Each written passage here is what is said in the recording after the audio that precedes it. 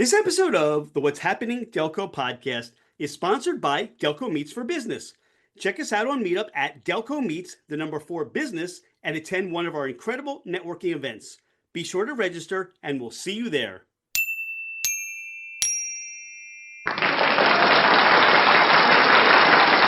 What's happening, Delco? I'm Rich Shane, and welcome to the What's Happening Delco podcast. Today, I'm joined by Sarah Shaffer of Compassus.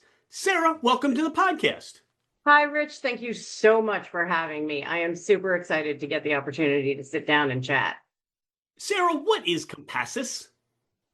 Compassus is a home care hospice agency. So what we do is we implement people's hospice benefits, which in part is a lot of part of the education that I do out in the community. So hospice services include your nurse, an aide, a social worker, a chaplain, all of the supplies that you need during the end of life journey. What I do with Compassus Hospice is the education, and it's the education out in the public with the providers, helping to have these conversations, because the minute you'll notice it's Compassus, it's not Compassus Hospice on the business card. And that's intentional, meaning people shut down immediately when they hear that one word. And the education that I put forth out in the community is that hospice is just a word. And when we shut down and the door shuts and it's chain locked and padlocked and shellacked, these conversations end out of fear. And what we're seeing are the struggles in the community. And hospice services can help support you in your home, whether it be in a house, an apartment, a living facility, where you want to be. And we want to start to alleviate or eliminate those hospital emergency room visits. We're accepting that whatever disease that we have, and it can be a chronic disease, a terminal disease, and we understand that it's not going to get better. There is no cure for congestive heart failure, COPD, Parkinson's, dementia. We don't have cures for these, and the journey through lived experience, we understand what the trajectory is. And what hospice can do is help engage in those conversations and help put pieces in the place that help alleviate chaos. That's the goal. That's the goal. There's no magic potion. There's no fairy dust that comes in and makes this all easy. But what hospice services can do when people accept, even just having the conversation, it is a difficult path to even get people to allow me to speak with them. And that's why that focus is, it's just a word. So hospice services is an all-around support. After a loved one dies, you get 13 months of bereavement services. So if your loved one is just kind of out in the community, no supports, or in a facility, no hospice supports, and they pass, that family is left to struggle with what we do know are the changing dynamics and emotions that go with bereavement. And people are left alone if they have not engaged with these hospice services. So my entire goal in my current career is to have those conversations. You said something that resonated with me, and you said hospice is a word. Now, Correct. For me, hospice creates emotion. It is one of those words that for many can be triggering, or it can be confusing, or it can be something that in their mind, it rolls out all these thoughts that now start bouncing around in their head. So address the education part, because I think that's really important, how you start to educate and communicate with your clients and their family the real necessary purpose of hospice. Absolutely. There's 3 keys to that. And one is a pause. Because like you said, that word comes, or you're in the hospital and there's all these clinical terms being thrown at you. And let's be honest, nobody knows what anybody's talking about. Unless you are a medical professional, typically what's being thrown at you is jargon. And so having that pause and saying, hold on, let's just take a bigger, broader look at this. The second part is addressing that exact emotion that you're talking about. It evokes fear. And what do you do with fear? Fight, flight, and freeze. Fight, flight, and freeze. And we choose to freeze. We're like, if I don't move, see no evil, hear no evil, speak no evil. And I will say to people, it's not like Beetlejuice. It's not like if you say it 3 times, it's just going to manifest itself there. And so acknowledging those fears right up front. And I will look right at people and say, when I say the word hospice, you think dead in 24 hours. And they'll be like, yep, that's not it. That may have been your experience, and your perception is in fact your reality, but your perception may not actually be reality. And so when you look at the fears, we say, no, you're not going to be dead in 24 hours. It's what you experienced. Uncle Bob, Sister Sam, who the conversations were too late because that fear stopped them way back here when someone could have enjoyed and benefited from 6 months of these support services leading up to what is inevitable. And I focus on the reality and the bigger sustainability of it. What my conversations out in the medical community, in the resident trainings, is we're expecting everybody who has this rolling dumpster fire of a brain already. Life is lifing, everything's chaotic. And now we've come in and we said, okay, everything that you have heard, which is, while every story has a beginning, a middle, and an end, the United States was like, nope, not us. No end for us. So that's what we've been believing. And now we come in and we say, nope, there is an end. Here we are. I need you to understand this, accept it, and implement it in 24 hours, because we have never spoken about it previously. Does that make sense? It does. And to me, there's a thought and maybe a concept that you've introduced.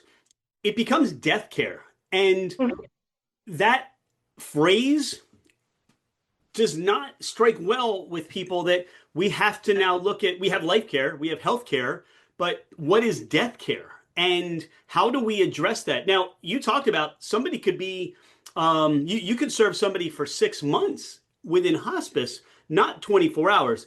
Now, my perception is, Sarah, that if it means that we are discussing hospice, that there's an end that's happening. And that's going to happen for all of us, but that has become very front and center to our lives and to our death. Correct. So we look at, have you been going to the hospital in the emergency room repeatedly? Are we struggling to sustain living outside of the 4 walls of a building? And if that answer is yes, and I think it is, it's our perception of what care is. I sit with the emergency room docs. I'm still in the emergency room down at Mercy Fitzgerald Hospital. And that is an interesting world. And I sit with the docs, and I said to one of them, I said, true or false, physicians equate death with failure, without batting an eye. True. I said, okay. I said, every single person in this emergency room will die at some point. So in your mind, and this is what you were hitting on before about perception, I said, in your mind, doc, you're sitting in a sea of failure. And that sucks. I said, but if you shift and you look, and we start to look at the secondary generational impact of all of this, we can't forget that. All of these people that are working to support people that can't sustain while they're trying to live their own life, it's a mess. It's a mess, and nobody's talking about it. And what keeps being perpetuated is chaos because of fear. And when I do the training with the residents, I give them all clappers, right? And I said, okay, who wants to live? I said, okay, who wants to die? And I said, don't make me get you a psych consult. And that's another conversation we have to have, this whole thought of autonomy. And I said, listen, any animal backed in the corner, asked if they want to live or die, is going to say live. It's not the right question. It's not the right conversation. And medical professionals have fear. They don't like the response. It's upsetting. And I say, you have, like, it's not about you, physician. This is an upsetting conversation. Absolutely. There's going to be disbelief, but that doesn't mean we drop the conversation. We let it sit and marinate. And then we come back and say, hey, where are you with that? I will sit with families and I will say, tell me what you see. And I can have a nursing home patient, 90 something years old. This is an exact story. 90 something years old, deaf, blind, and contracted and moaning. And 3 family members sat there and the older ones were kind of the accepting, and the younger ones said, we're going to do everything, give her. And I said, what does that mean? What does that look like? She's like, you give her medicine, you make her live. And I said, well, how do we look at that as good care? She said, I don't know. It's in God's hands. It's in God's hand. And I had a medical resident with me, and I looked at her and I said, with all due respect to your faith, you're asking for human hands, and they're not the same. And the 3 older ones were like, And everybody's afraid to make that statement or to engage in that conversation. Yes, I hear you. You're saying that this is your faith, that God's going to take care of this, but you're stepping in. You're stepping in and putting your wants, needs, and desires. And who are we making those decisions for? So I love the real conversations that need to be had, because that clarity and that peace, do you know how uncomfortable this is? And to not know what the right thing to do, and there is no right or wrong. It's looking at it in a clarity point of view, rather than the rolling dumpster fire that is not able to make a rational decision. We can't.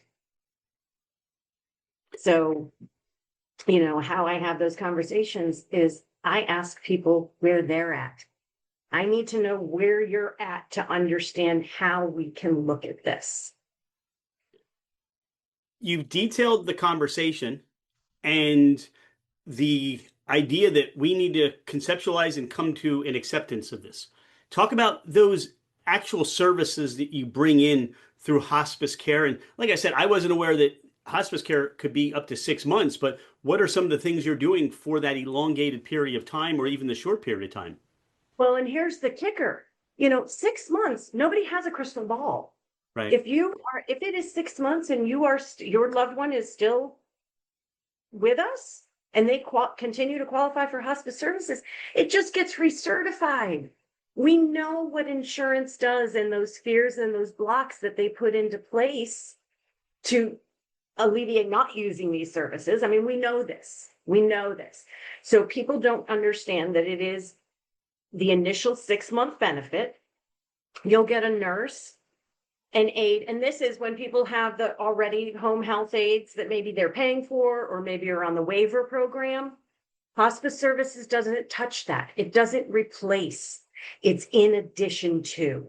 So even those that are living in a nursing home, it's in addition to. And it provides that nursing clinical oversight, which there's a big confusion between medical home care and the home health aid home care, which in the community, they're both referred to as home care.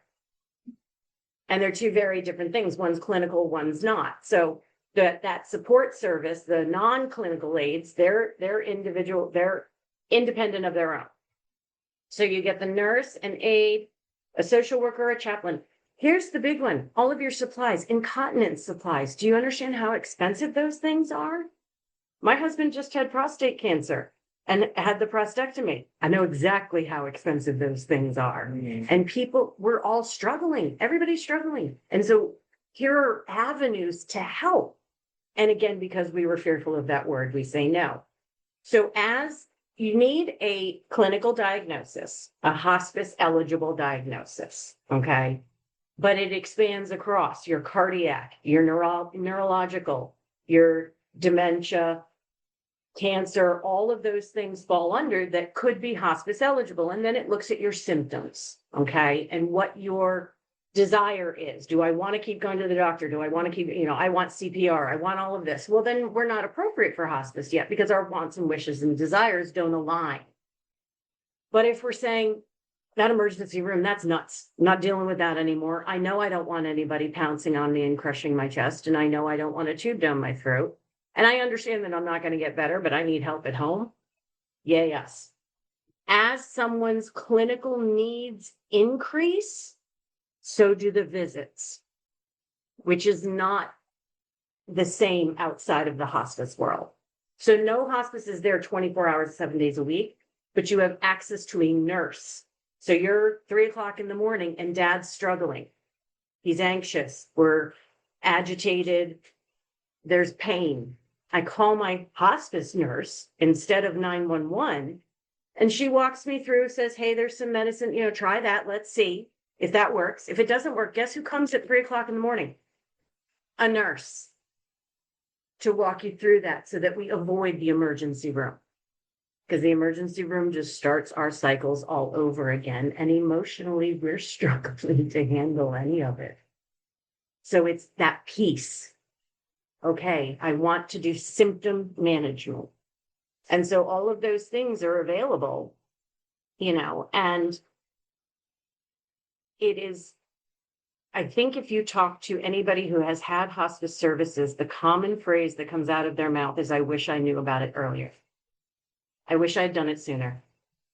I wish someone told me about it. And maybe people have. You were just like, nope. But then us as professionals, we've been stopping, right? We say no, and then we stop. So I'm looking to empower the medical professionals as well to say it's okay that they said no. It's okay to revisit it. I will say to patients, if they say no, I say that is totally fine. But when I see you the next time, we're going to talk about it again. And just keeping that door open. Did I answer the question? Oh, you perfectly, and gave me so much more to think about, even more. I think, Sarah, this conversation can go on for hours because these are things that we don't want to address. We don't want to talk about. Again, I call it death care because I think we don't consider the inevitable. And look, if you want to live a long life, you want to live a comfortable life. You want to not deal with the medical issues and stuff like that. But eventually, for everybody, something's going to come. I'm listening to you, and you are counseling so many people, and you're giving them that mentorship. Sarah, who mentors you? Who motivates you? I will tell you, so as a small sidestep, my life was 11 shades. It is 11 shades of Meredith Grey. And that includes everything from the planes falling out of the sky and all of that. I have my childhood history, which everybody's got something. History of abuse by a parent tends to have a couple more nuances with it. And so all the decisions and the gloriousness in your teens and your 20s that come with that. I worked on Wall Street. I was in Manhattan on 52nd and between 5th and 6th for 9/11.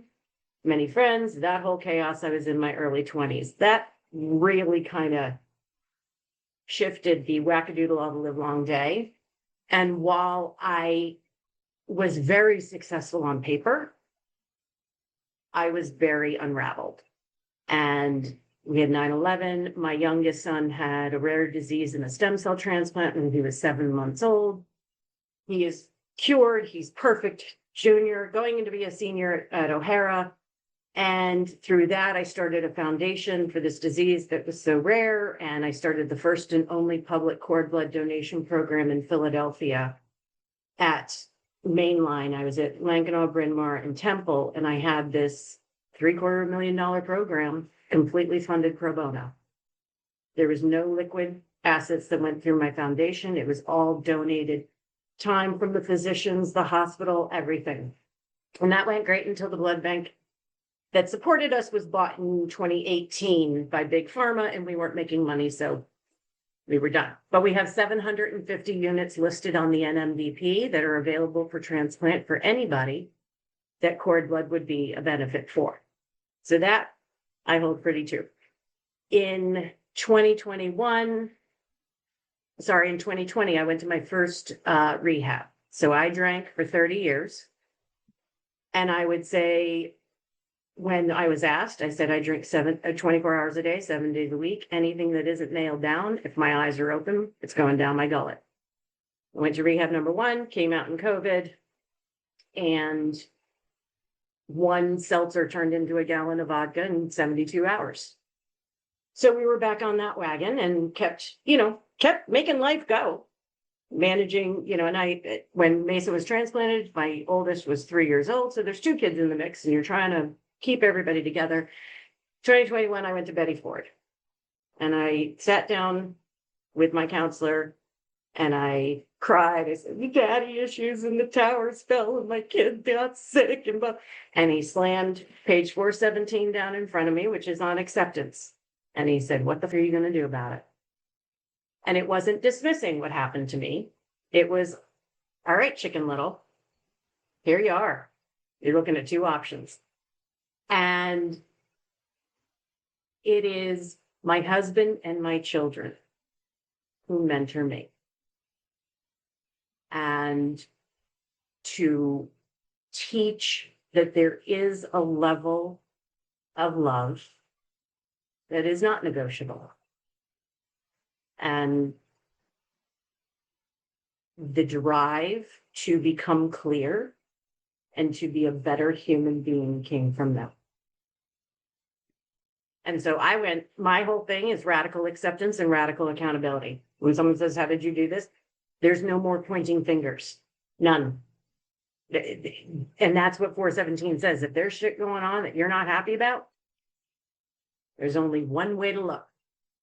And I actually did a deep dive mushroom journey about a month ago. And I describe, and whether you want to use this or not, but people with trauma, I describe it as we've got a boulder behind us, right? And it's attached with a string and it's tied to my duodenum. And I'm clenching my butt cheeks, running it down the sidewalk, trying to chisel it down a little bit. And that ain't happening. And it was the choice of like, am I going to have my insides ripped out or am I going to get rid of the ball? And the ball never goes away. It's learning how to manage it. And that's the thing, is when you sit with people in this time of end of life, there's not anything we're going to do to change this. There's nothing we can do. This is life on life's terms. Now, we do have the power to choose what we want that to look like. Do I want it to be chaos? Do I want to die in a hospital? There's a clear path for that. Or do I want it a different way? And the biggest thing I say to families is that this is the biggest gift you can give to someone in the most vulnerable time of their life. Sarah, how do people contact you? How do they connect with you? On my email is Sarah, SARAH, SHAFFER @compassus.com. And my cell phone is really kind of how I do it. I don't know how far this is going to go, but I'll put it out there. It's 267-402-0709. And that's it. Someone can just text me and be like, hey, I have a question. Nothing's binding. Nothing is, that's the other thing I say to people when you say, oh yeah, I'd love to learn about hospice services. I'd love to know this. No one's in there with a signed contract being like, this is it. You can never change your mind. No. That's that fear. If I talk about it, then it's absolute. No, if you talk about it, you get the information and then you can make a much clearer decision for yourself or for your loved one. And I love this for people like my kids, my family, they know exactly what I want and what I don't want. And we're very clear about that. And, real quick, I'll go back to the teaching the residents and the psych consult. So that's the other reality is, I'm going to be 53 years old and I'm very clear that if I get some catastrophic diagnosis, if we can't lop it off or slice and dice it out, I've done this for too long and I know too much. If I make that decision, the first thing they're going to do is get a psychiatrist and ask me why I'm suicidal. So there's that judgment We talk about autonomy. It's not there. You think about it. The doctor walks in and says, well, your mom needs to go to the nursing home. Does she? Does she really? And people take that as solid truth. I have to do this. I had a family with an 87-year-old vascular dementia.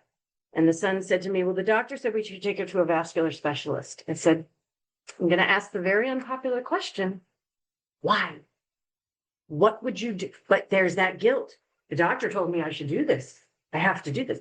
What are you going to do with that information? Are you going to do surgery? Are you going to? No. So this is just another chaotic state because you got to get her to the office. You got to get, she's confused. Now she's upset, blah, blah, blah. No. Why? That's the ultimate question I ask people. Tell me why we're doing this. And a lot of times the families will say, because I'm not ready to say goodbye. And I will say, absolutely, I get that. But that pain is this, and I can't do anything about the pain. I wish I could. But that pain is the same today as it is 3 days from now, 3 weeks from now, 3 years from now. So what you're doing is choosing to push that pain along and inviting suffering for your loved one that trying to do the best thing for. Sarah, you're out and about in Delco and you have a cheesesteak craving. Where are you going for your cheesesteak?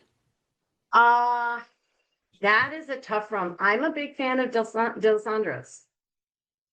And that's out like East Falls area. Yep, So Roxborough. we moved up from Myrtle Beach. We lived in East Falls. We lived in Arden Court. Arden Court? Oh, the one where Grace Kelly lived. Those big, beautiful things. That was the best 900 square foot apartment in the world. What about pizza? Where are you going for your pizza in Delco? Pizza for Delco is Township Line Pizza. They have that thin, crispy with the pepperoni, the hot honey. Yeah, she's a winner. Taff, taff. Taff, taff. Taff, taff. Taff treats. Get some. All right, you may have touched on it a little bit, but this portion of the What's Happening Delco podcast is brought to us by Taff Treats. That's TAFF Treats.com. You can look up and see where all their treats are available, or you can order online and get some of their amazing freeze-dried delicacies. And guess what, Delco? They also have their soft serve ice cream cart, and you can bring the party to your fundraiser, bar mitzvahs, weddings, all the things you can think about that require celebration. And what they want to know, Sarah, is what toppings do you like on your pizza? I'm a white pizza gal, so I'll do like your Greek pizza with the black olives and the broccoli and the spinach. Yep. You and I are sharing a pizza. That sounds delicious. I love it. Sarah, you have a convenience store need? Where do you stop in Wawa, Royal Farms, or Sheetz? Wawa. We've got one right here on Township Line, right at the corner of Township and State. Sarah, how do you describe Delco to someone who's never been here before or has not heard of Delco? Oh, that's a good one. Hang on. Give me 30 seconds. Not 30 seconds. Give me 3 seconds. Delco we're scrappy. We are scrappy. We are survivors. It is a no muss, no fuss where you will get the most real human beings that I've found. You have friends or family coming in from out of town and you want to give them to or take them to that Delco experience? Where are you sending them or where are you taking them? The Delco experience. Well, I mean, for us, it's always the Delco swim meets, the swim clubs. We can't forget our summer swim clubs are huge in Delco. And so we always bring someone to the pool or wherever. That's going to be our Delco. Lansdowne Swim Club, particularly. So if they come in during the winter, are you still going to swim? Oh, I bring them to the swim club. We're gonna take them to the Clam Tavern. We're taking them to the Clam, man. That's a good one. I love it. I love it. Sarah, is there anything we haven't spoken about today on the podcast? Anything you want listeners to know more about you or more about Compassus? What I really would love people to know is that you're not alone. None of us are alone if we accept the help that is help when it's offered. I am available to anybody who just has a question, just wants to sit down and talk, is feeling uneasy, unsure about their family members. And again, we're Gen X. We are right in the mix of this. And that generational impact is real. And so helping people find clarity on that other side, how do I manage this? What does this look like? What's real?